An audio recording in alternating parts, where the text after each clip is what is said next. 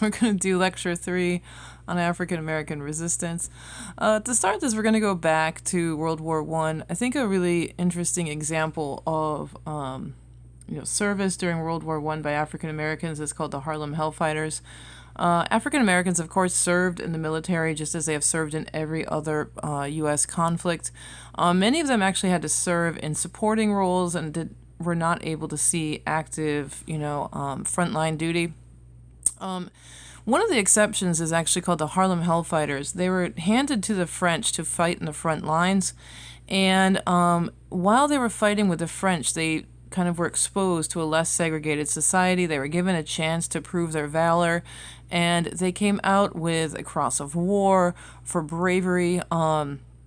They, went above and beyond in battle and became real heroes of the war. The other thing that happened is that while they were out there, their band actually helped to expose the French to jazz as they toured around with their band, and they were exposed to like a less segregated society.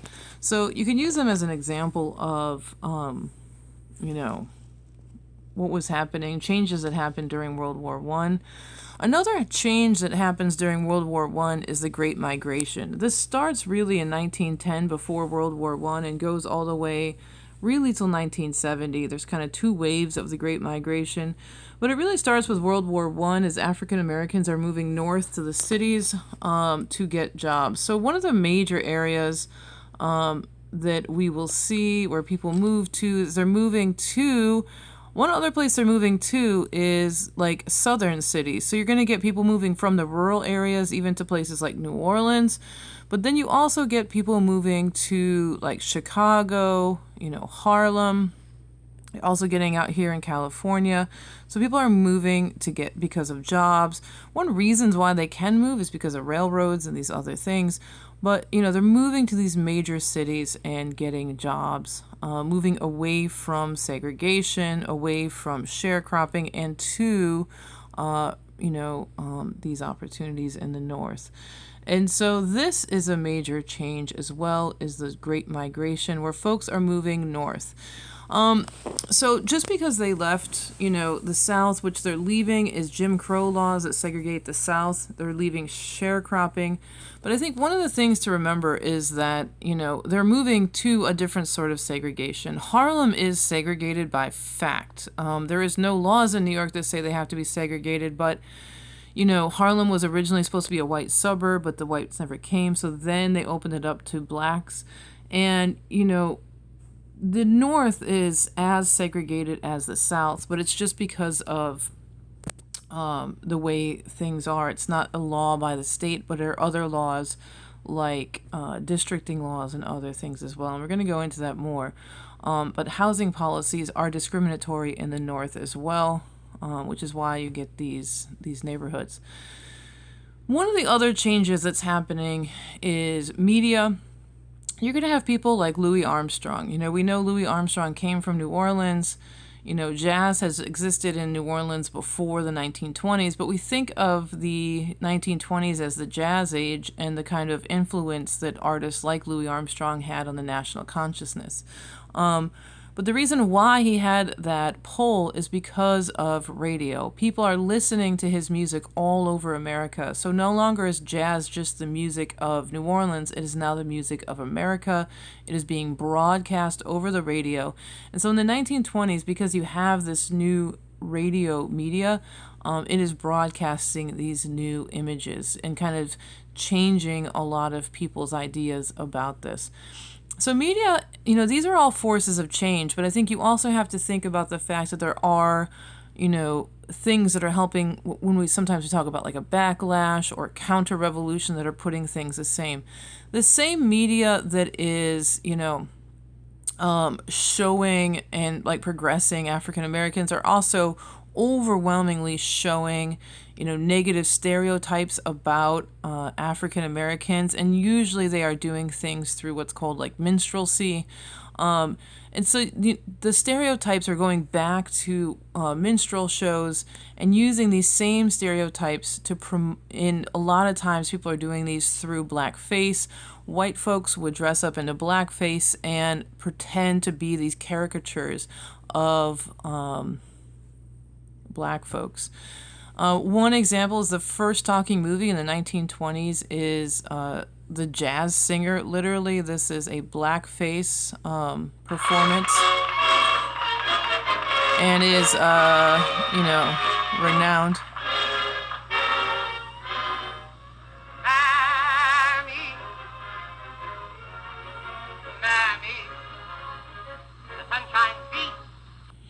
So, this media that is promoting people like Louis Armstrong and some other folks that we're going to take a look at, they're also predominantly, promoting stereotypes. I mean, classic stereotypes that go back to minstrel shows. So one of the things we're going to look at is how are people challenging these stereotypes, Jim Crow is this like happy slave, right? Doesn't know any better. Zip Coon like puts on airs. These are the for women, the mammy, this like she'd do anything for white people. She's motherly, caring, usually large. The Jezebel is a sexual caricature. Sapphire is the angry black woman. So men and women have these stereotypes within the media, and through usually blackface, white people pretending to be black people, they would fall into one of these stereotypes as they were performing. Sorry, for some reason it's not going forward. Okay. In other literature, what's happening during this time is called the Lost Generation. The word that people use for the Lost Generation, these are white authors, but I think it's good to see like what's happening at the same time. Is disillusionment, right? A lot of you guys are going to read F. Scott Fitzgerald, The Great Gatsby. But in the 1920s, this is after World War I, this is 9 million deaths, right? Brutal trench warfare. And people are like, what got us into this? We need to just like not do that anymore. And so the Lost Generation is a bunch of U.S. authors who stay in Paris, kind of like get rid of traditional values. They're like, what? I don't care about family values. I don't care about all these things. I'm just going to party and live like there's no tomorrow because everything has been senseless up until this point. They're not patriotic. They're living in Paris. They're going to look at these issues of like, especially if you look at something like Hemingway, it's not bravery that is in war. They're really challenging capitalism and everything that America is built on. And so people say they are disillusioned with World War I, and they're kind of challenging the status quo in the 1920s. These are a lot of the like white authors. Artists are also challenging the like traditional ideas of beauty, right? So you're going to have people who are going to be, right? If this is what we saw before, it kind of goes along with that like same themes that are going on in writing. It's like we're going to challenge our standard ideas of beauty. We're no longer going to try to live up to these ideals. People are deconstructing ideas of beauty, going into more abstraction and color and looking at light. And so kind of like breaking down and challenging these traditional ideas of beauty. I think some of the most famous ones are like the Dada artists of the 1920s who would just put like a mustache, like, oh, this is art, right? We're just going to take an old postcard, put a mustache on it and be like, art, yes, here we are. Yeah, this is art. This is called Ready Made. Anyway, art. What else is art? I don't know. Put a urinal on a wall. That's art. Challenging these ideas of beauty, challenging these ideas of everything else, and kind of like, looking at that. So this is what's happening in art in Europe and in America with a lot of the white artists. It's the same time as the Harlem Renaissance. We're also going to have women's right to vote, which is challenging gender roles. You have this like new woman, the flapper, the shop girl, who is like living in the city, independent, by herself, single, right? This is the image that is in popular magazines and movies at the time. As women are gaining the right to vote, they're also kind of, the idea of like integration is challenging this as well. Ida B. Wells Barnett is going to break ranks as she goes into the parade of segregated parade with her state. And so this was an issue during the time. So in a lot of ways, the 1920s is seen as this time of like new and modern. It's urban, it's black pride, it's jazz, it's Harlem Renaissance, it's the flapper, it's the new woman, it's young, it's single, it's speakeasies, it's against prohibition, it's new things like cars and radios. It's integration, it's new immigrants, and it's this lost generation of artists. And so this is the new and modern 20s that a lot of time is the face of what a lot of people think of when they think of the 1920s. We're going to look at a lot of the darker side of the 1920s as well. So in the 1920s, this is in Indiana, and I don't want to focus on this too long of, black oppression, but these folks look like they're at a party. They're like, yeah, let's hang out, This is 1930s Indiana, and what are they attending? Trigger warning, is a lynching, right? The 1920s is a time of great oppression as well, and we need to take a look at that before we take a look at the Harlem Renaissance. So again, I'm going to flip it through as quickly as possible. This is also the time of the rise of KKK. We are going to look at the KKK more specifically, but these are like KKK at the KK Carnival with their KK kids eating KK cotton candy, and this is in like KKK, Ohio, right? These folks the KKK is at its height during the 1920s, during this time that we think of being like progressive. This is happening as well. And we're going to take a closer look at that next class. I think one of the most extreme examples of this backlash against, like, say, the Great Migration, and all of this progress that was happening during the 1920s is the violence in Tulsa. The burning of Black Wall Street. This actually starts because of an elevator incident. Essentially some people think this guy just sort of tripped and sort of like, pushed against a white woman as he went into an elevator. He was accused of attacking a white woman. So then he went into a jail and there was an attempted lynching to this guy. African Americans, many of whom I've heard who were, armed and were in World War I, actually stopped the lynching and, save this guy from being lynched. Whites are going to then loot the stores, steal guns from these stores, and then go on a shooting spree for 2 hours. Then the National Guard, I want to show you this telegram. The National Guard is called in, and this is where, a lot of people, when you read about these things in the 1920s, people call them a race riot. There's like a race riot developed, right?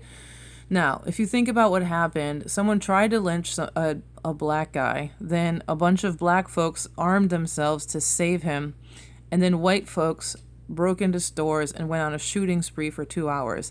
And they are calling it a race riot, right? Race riots always, to the authorities, make it out like black folks are in a rebellion, right? And they're like, several are killed, they can't handle this situation, we're going to call in the National Guard, bring in a train of National Guard. And so this is kind of like day 2 of these riots. Day 1 was a shooting spree. Day 2, call in the National Guard. So then on day 2, it actually gets worse as they start to skirmish. They start to move into the black part of town, where people are going to defend themselves and, fight like tigers.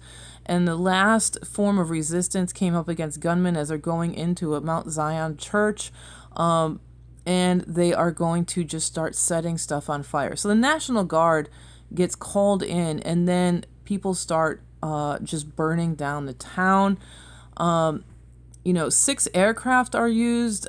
This is where there's some disagreement as to what happened. People report hearing like bombs being dropped by these planes. Some people believe that just like wouldn't have happened at the time because these planes are not actually used for bombing. Anyway, maybe it did, maybe it did not happen, but there are reports that planes were actually used to drop bombs. Deaths, one of the highest, most skilled black surgeon in the United States is killed. Property damage is put at $1.5 million to $2 million, when a good house could be built for $1,000. 1,256 homes are burned, 215 are looted. And this is where it gets even worse. Insurance companies did not pay out for these these fires. That's an incredible loss. People are homeless afterwards. And so folks had made it. They had, become these folks. They had, succeeded. And then because of their success, they essentially get everything burned down. Currently, people are looking for mass graves. I think someone just found one just the other day. I think I'm going to post up a video about it. But originally, they just said hundreds of people were, I think they said 37 death certificates came out of this thing. Now, only, 37 people died. That is not what people think. And so what happened is people are looking for mass graves to try to figure out how many people actually died in the Tulsa massacre. People are still looking for reparations today. Tulsa is just one. There are many, many other. This is called actually the Red Summer. There's another one in Chicago. There are race riots all over the United States, which essentially means white folks killing black folks. The worst of which is, Tulsa. So here is where it becomes really odd, is how does it feel to be a problem? In the 1920s and throughout since Reconstruction, people, put the race problem as a question to America. How, and W.E.B. Du Bois, I think, fit it well, where he says, how does one maintain, right? How does it feel to be a problem? How do you deal as like an African American with living in this like racist United States society? How do you maintain your identity as a person in this horrible racist society where you have, massacres, you have segregation, you have lynching, you have all of this oppression that is happening all of the time? And so I feel like as we look at Harlem Renaissance, we're going to look at like how do people express themselves. One idea is racial uplift. This is going to be the idea that is from like W.E.B. Du Bois, where it is, we are going to prove that we are just as good as white folks. We're going to lift up the race. And this is what he calls like the talented 10th, right? Versus self-expression. I'm not really going to care what white folks think about me. I'm just going to express myself. Kind of going along with racial uplift is this idea of assimilation, right? Folks kind of like, trying to assimilate into the society versus nationalism, or what we would also call like Afrocentrism, right? To what extent are folks going to focus on their own nation versus like the kind of norm? And then there's this idea of accommodation or self-help versus political activism. Self-help is this kind of like lift yourself up by your bootstraps, and political activism is this idea that you are never going to lift yourself up by your bootstraps without lifting everyone up first. So this one is kind of like do it yourself versus change laws and then you can do it yourself. All right. So self-help, accommodation, assimilation, this is usually given to Booker T. Washington. Booker T. Washington appealed a lot to white folks, and he basically says we need to pull ourselves up by our bootstraps. Folks need to, work hard, and eventually, through this hard work, people will have racial uplift. And this is Booker T. Washington's idea. W.E.B. Du Bois disagrees with this. W.E.B. Du Bois is essentially, he calls Booker T. Washington a accommodationist. Essentially, he says, Booker T. Washington, you are essentially accommodating white supremacy. You cannot just like work yourself out of this. You could keep working, but you're never going to get to equality.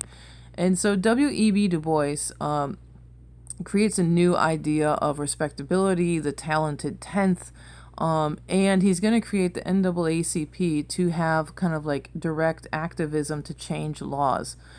He is looking more for equality now, and he wants to prove white supremacists wrong. And so along with that, people are kind of like looking at this idea of how do you exist in this society? And so this like idea of, one idea is with Booker T. Washington or with W.E.B. Du Bois is kind of like putting forward a better class of people, right? Being a positive example. And so people like W.E.B. Du Bois tried to create this like talented tenth of folks to just sort of like be a positive example, right? And that would be here. Lover of good books. She's a homemaker. This is someone we're going to put forward during the Harlem Renaissance. Afrocentrism is kind of challenging the Eurocentric standards. If you think about art and like sculpture and all of these things, Afrocentrism is another way to have people express themselves in the Harlem Renaissance. It goes along with, but it's different than nationalism.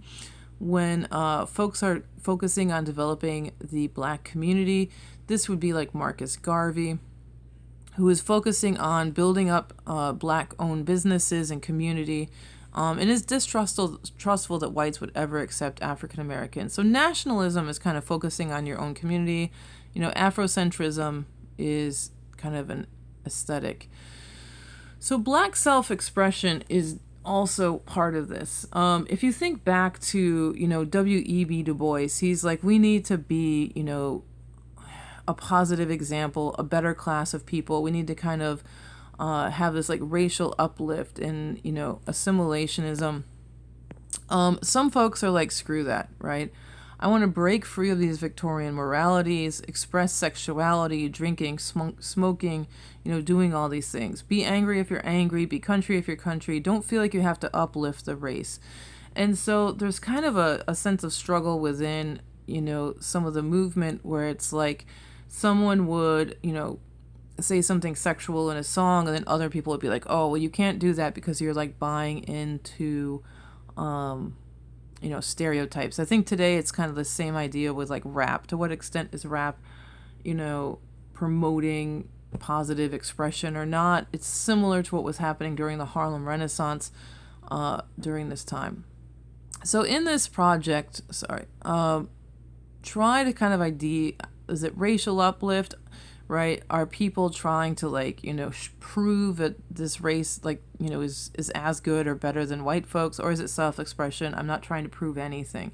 Is it assimilation? Is it trying to be a part of the norm? Or is it nationalism, trying to create your own community? Is it Eurocentric, kind of like adhering to the, European beauty standards? Or is it Afrocentric?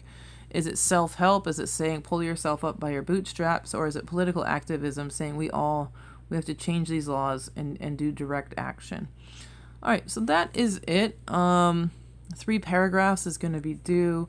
Hopefully it works out, and we'll see you after